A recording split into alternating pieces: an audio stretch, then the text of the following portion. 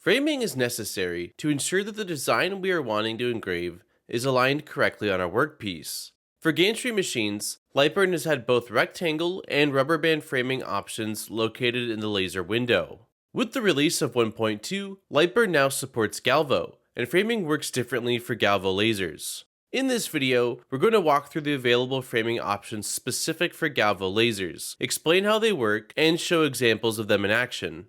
Before we are able to access the live framing window, we need to make sure that our laser is powered on and connected to LightBurn. We also need to have a design in our workspace. I'm going to start with using the text tool to quickly type the word framing, and I will import the LightBurn logo. Next, click on the frame button in the laser window to open the live framing window. Starting on the left, we have three different framing options, which are bounds, hole, and contour. Bounds will create a rectangle outline of the shapes you will be engraving. It is extremely fast, but does not show complex shapes well. Hole, or rubber band framing, is what you would get if you stretched a rubber band around your shapes. It is nearly as fast to draw as the rectangle bounds, but will give you a closer fit for rounded or smooth shapes. Contour will follow the exact contours of your shapes. It takes the longest to draw, but is the most accurate for alignment. Clicking on each button will quickly switch between the framing modes.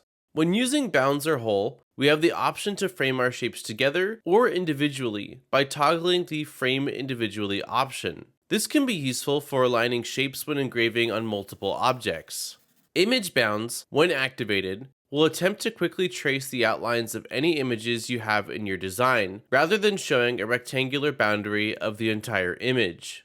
In contour mode, you have the option to trace outside shapes only. This is often used when outlining text or complex shapes to allow for a faster update of the frame. With tool layers only active, design layers will be ignored during the framing and only tool layers will be framed. This can be very handy for large jobs that won't frame fast enough to show up, adding a simple box outline to extremely complex jobs, and adding a center line for rotary jobs to name a few. While in the live framing window, we're able to nudge the position of our design. This allows us to precisely align our design on our workpiece without needing to physically move our workpiece to our design.